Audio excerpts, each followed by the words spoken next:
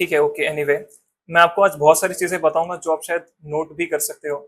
अभी for example Bombay stock exchange, और Bombay stock exchange की जरूरत क्या है अपने पास। पहली बात तो ये कि Bombay stock exchange is the oldest stock exchange in Asia. Asia का सबसे पुराना स्टॉक एक्सचेंज है बॉम्बे स्टॉक एक्सचेंज, जो 1875 में ही आया हुआ है। एनएसई आया 1992 में, बहुत बाद में आया उसके। सेकंड रीजन ये है कि बॉम्बे स्टॉक एक्सचेंज में 5500 कंपनीज है listed, which is one of the largest in the world in stock exchange. इतनी ज्यादा कंपनियां किसी के भी पास लिस्टेड नहीं है, नॉट इवन नेस्डेक, उसमें भी 5000 है, बॉम्बे स्टॉक एक्सचेंज में 5500 है। इस रीजन से भी उसको रखा गया। अब फिर नेशनल स्टॉक एक्सचेंज का क्या एडवांटेज है यहाँ पे, दोनों कब प्रीफर करना चाहिए। For example let's say if I name a stock name, let's say TCS, वो अवेलेबल बॉम्बे स्टॉक एक्सचेंज पे भी है, नेशनल स्टॉक एक्सचेंज पे भी है। तो क्या दोनों में डिफरेंस क्या है अगर मैं यहाँ से लूँ या वहां से लूँ तो? माइनर से कभी कभार से आपको देखिए थोड़ा बहुत एकदम छोटा सा डिफरेंस दिखता है। प्राइस गैप में होता है, हाँ, करेक्ट। और किसके लिए प्रिफरेबल है, क्यों लोग यूज करते हैं।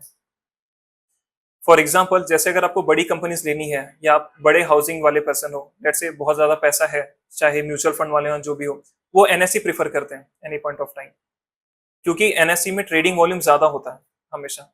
बॉम्बे स्टॉक एक्सचेंज लोग कब प्रीफर करते हैं, जब आपको कोई कंपनी फाइंड आउट करनी हो जो आगे जाके बड़ी होने वाली है।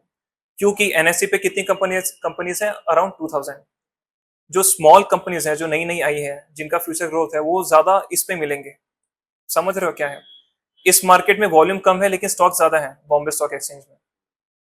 अब जो आपने बोला कि दोनों में प्राइस गैप रहता है, तो एक क्वेश्चन मेरा ये भी है कि क्या ये पॉसिबल है कि मैं किसी स्टॉक को, सेम कंपनी के स्टॉक को बॉम्बे स्टॉक एक्सचेंज से खरीद लूं और उसको नेशनल स्टॉक एक्सचेंज पे बेचूं। क्या ये पॉसिबल है, एक एक्सचेंज से लेके दूसरे पे बेचना।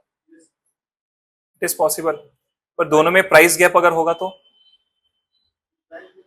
शायद तक नहीं बेच सकते, मतलब सेल आउट नहीं कर सकते उसको। अच्छा, कितने लोगों को लगता है बेच सकते हैं कि नेशनल स्टॉक एक्सचेंज से लिया और बॉम्बे स्टॉक एक्सचेंज पे बेच दिया। कितने लोगों को लगता है पॉसिबल है। नहीं पॉसिबल है, ओके। Any reason. अगर मैं किसी एक शॉप से किसी एक ब्रांड का सामान लेता हूँ, सेम ब्रांड का सामान मैं दूसरे इस पे क्यों नहीं बेच सकता। ठीक है, the thing is we can sell it, एक एक्सचेंज से लेके दूसरे पे बेच सकते हैं क्योंकि वो at the end share same ही है। और प्राइस गैप भी रहेगा, एंड उस प्राइस गैप के साथ भी सेल हो सकता है। लेट्स से अगर आपको यहाँ पे कोई 100 रुपीज का दिख रहा है, तो वहां पे 99 रुपीज का दूसरे एक्सचेंज पे आपने 100 में लिया, या फिर लेट्स से 99 में लिया और 100 में बेच दिया। पॉसिबल है, लोग करते भी हैं। इसका एक टर्म है, आप चाहो तो नोट कर सकते हो, इसको बोलते हैं आर्बिट्रेज ट्रेडिंग।